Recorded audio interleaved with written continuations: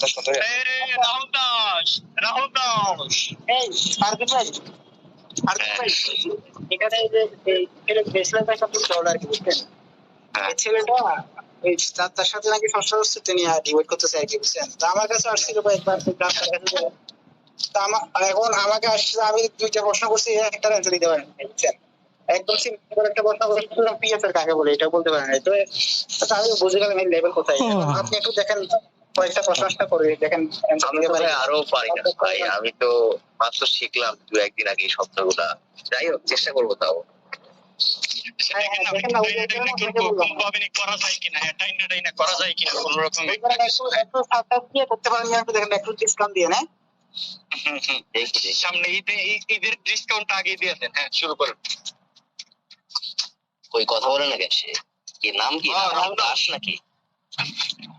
আচ্ছা আচ্ছা, দাস। আমি আমার কি পদবী কোনো মতে দাস, যে এই কথাটা বলেছে? না, আমি তালিবেশ্বর দাস বলছি নাকি, তালিবেশ্বর দাস বলছি নাকি জয়ন্তেশ্বর দাস বলছি, আগে বললে তারপর আমি উত্তর দিই। সেটা আপনি দাবি করেছেন, আপনি বলবেন যে আপনি কেন বলছেন, কি কারণে বলছেন। আচ্ছা, ওই ফারদিন ভাইয়ের সাথে কথা বলেন তারপর। না না না, প্লিজ, অবশ্যই অবশ্যই, না না, আগে আপনি এই প্রসঙ্গটা তুলেছেন তো, তাই না?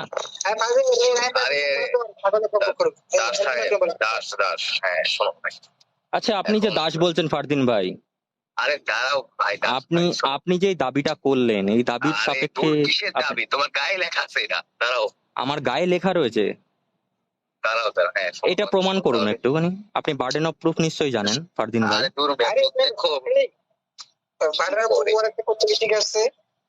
উনি যে দাবি করলো যে আমার দাসটা আমার গায়ে লেখা রয়েছে, ওই ঠিক আছে, আমরা একটু বার্ডেন অফ প্রুফ নিয়ে কথা বলি। হ্যাঁ, বার্ডেন অফ প্রুফটা কি? তুমি তো দাবি করলে আমাকে বার্ডেন অফ প্রুফটা একটু ভরণ করতে। বার্ডেন অফ প্রুফটা তুমি আমাকে দাও আগে।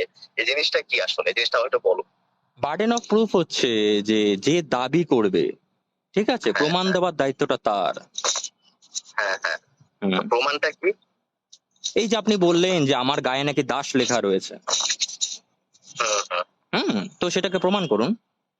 হ্যাঁ, এটা তো আমার কথা ছাড়া আমি বললাম তোমার গায়ে লেখা আছে, এটা প্রমাণ করবো কিভাবে? না না, আপনি তো দাবি করলেন এই জিনিসটা, না? প্রমাণ করো না, ওই ক্যামেরাটা অন করো। আপনি তো ক্যামেরা অন করো, প্রমাণ করবো, ঠিক আছে? এই দাস শুন, এখন আপনি অ্যাড হোমিনেম করছেন, আমার নামটাকে বিকৃত করে। হ্যাঁ, আপনি আমাকে মকিং করার চেষ্টা করছেন, ঠিক আছে? শোনো দাস, শোনো। অ্যাড হোমিনেম আগে বুঝো, অ্যাড হোমিনেমটা কি। তোমার যুক্তিটাকে আমি খণ্ডন করি, যদি তোমাকে মানে ব্যক্তিগত আক্রমণ করে, তখন অ্যাড হোমিনেম হবে। কিন্তু আমি তোমার দাস ডাকি, গরু ডাকি, ছাগল ডাকি, সেটাও অ্যাড হোমিনেমের মধ্যেই পড়ে। যখন কথার মাঝখানে, যখন আপনি আলোচনার মাঝখানে, এই যে তোমার মতামত, আমি আপনাকে বার্ডেন অফ প্রুফ, আপনার কাছে যখন আমি আপনাদের প্রুফ চাইলাম, প্রমাণ চাইলাম, আপনি সেটা নাম বলে আপনি আমাকে মূর্খ, গাধা আপনি বলে যাচ্ছেন। আমি আপনাকে বললাম না, আপনি সব প্রশ্ন করেন যে এগুলা শুনছি আপনি বললেন এগুলো আমার পারবে, বললাম শোনো দাস, আমি বলি, এখন যদি তুমি এই যে আপনি দাসটা বললেন, আগে তো আপনাকে প্রমাণ করতে হবে না?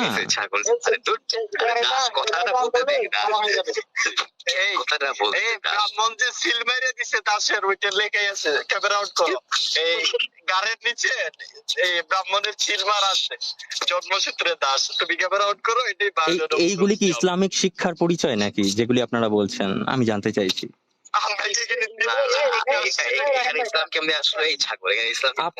আপনারা যে সমস্ত কাজ করেন, সেগুলি কি ইসলাম থেকে শিক্ষা নিয়ে কাজ করেন, না ইসলামের শিক্ষার বাইরেও কোনো কিছু গ্রহণ করেন?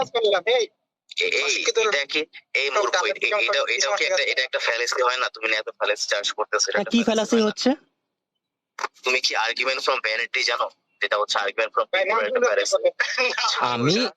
আমি কোথায় করলাম সেটা আপনাকে বুঝিয়ে দিন।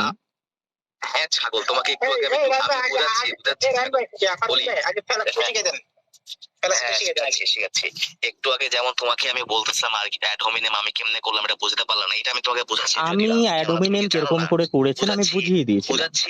আরে বোকা, শোনো বুঝাচ্ছি। দেখো, আর্গুমেন্ট ফর ভ্যানিটি হচ্ছে যখন আপনি একটা মতামত অনুসরণ করেন, কিন্তু মানে আপনি একটা সময় আছে যেখানে আপনি ওই মতামত অনুসরণ হয়তো করতেছেন, কিন্তু আপনাকে তাও চাপায় দেওয়া হচ্ছে, হয়তো আপনি ওর জন্যই করতেছেন, যেমন আমাকে বলতেছেন। এখন আমি কি এটা বলেছি আপনি করেছেন আপনার ওই মতামত অনুসারে? আমি আপনাকে জিজ্ঞেস করেছিলাম, আমি আপনাকে জিজ্ঞেস করেছিলাম, আপনি কলটা রেকর্ড হলে আপনি আমি জিজ্ঞেস করলাম যেহেতু আপনারা আমি তোমাকে যদি জিজ্ঞাসা করি তুমি কি বুঝবে না তো ভাই, এদের তো মস্তিষ্ক কোথেকে আপনি জানেন না ভাই, ব্রাহ্মণ এদেরকে ভ্রম করতে দেয়, পড়াশোনা করে না। তাহলে আপনারা ডিবেট করতে বা কোন রকম ভাবে আলোচনা করতে এতটা পরিমাণের সমস্যা কি হয় আপনাদের? আচ্ছা, আলোচনা কার সাথে করবো? আলোচনা কার সাথে করবো? আলোচনা না না, আপনারা তো কলে ডেকেছেন আমাকে, আপনারা কলে ডেকেছেন না আমাকে? হ্যাঁ, আলোচনা করবো তো। কে করবে সেটা? কে করবে? কে করবে না? হ্যাঁ, আপনার এই নাস্তিকতা নিয়ে সংশয়, এই ব্যক্তিটা আমাকে প্রথমে কল করেছিল। তাহলে আপনারা কেউ কি কথা বলতে চান, আলোচনা করতে চান না চান না? সিম্পল ব্যাপার। আপনাদের মধ্যে আপনারা যদি করতে চান অবভিয়াসলি আই এম রেডি। আপনি কি আলোচক? আপনি কি আলোচক? আপনি কথা বলেন। সেটা হয়তো আপনার বুঝতে অসুবিধা হচ্ছে, তাই না? আরে ভাই, আপনাকে জিজ্ঞেস করলাম আপনি কি আলোচক কিনা, নিজের পরিচয় দিকে লজ্জা পাচ্ছেন নাকি? না না, আপনি আপনাকে কে বলেছে? আপনাকে কে বলছে যে কেউ যদি আলোচনা করতে চান তো করতে পারেন আমার সাথে? কে বলেছে এই কথা? আরে ভাই, এটা তো জিজ্ঞেস করুন না, আপনার হয়তো বাংলা ভাষা বুঝতে হয়তো অসুবিধা হয়, তাই না? আরে এই দেখেন, এই ব্রাহ্মণে যে এর বই ধরতে দেয় নাই সেটা তো বোঝা যাচ্ছে। এই যে আপনি আবার আপনি আমাকে পার্সোনাল অ্যাটাক করছেন, ঠিক আছে? ব্রাহ্মণের দাস, তুমি আমার কথা শোনো। তোমার জিজ্ঞেস করলাম তুমি কি আলোচক কিনা। তুমি যদি আলোচনা মানে আলোচক না হও তাহলে তুমি আলোচনা কেমনে করবা? তাহলে আমার আগের লাইনটা বোঝা উচিত ছিল যে আমি কি বলেছিলাম, তাই না? আলোচক বানাই দেন না, দিয়ে ওদিকে আমরা ডিসকাউন্ট করে ছেড়ে দিলাম। দাঁড়ান, ডিসকাউন্ট করে ছেড়ে দিলাম। পারদিন ভাই, আমি তো মানে এইসব এসে ঘোড়া গাদা অশিক্ষিত এগুলোর সাথে আমি কথা বলতে চাই না, বুঝছেন? যেগুলো ওই কি বলবো মানে ওই 1-2 এর বাচ্চাদের সাথে মানে কম নলেজ রাখে আর কি আমাদের এই ফিল্ডটাতে। তা আপনি একটু দেখেন কিছু পারেন কিনা শিখাইতে। ভাই ব্রাহ্মণদের কারণে ওনাদের উপর পুরোপুরি দোষ। এখানে কিন্তু এটা আমি দোষ দিচ্ছি না, এই যে আচ্ছা, কে কল করেছে? কে আমাকে কল করেছে? আপনারা যদি আলোচনা না করতে চান তো কল করেছে কে? সেটা একটা আমি বলে দিই। এই কারণ হচ্ছে যে পড়াশোনা করতে পারে নাই, ব্রাহ্মণের দাস ছিল তো। যাই হোক, একটু ম্যানেজ করে দেন। যাই হোক, এটা আমরা একটু কনসিডার করলাম। আপনি একটু তাহলে ওর সাথে একটু কথা বলেন।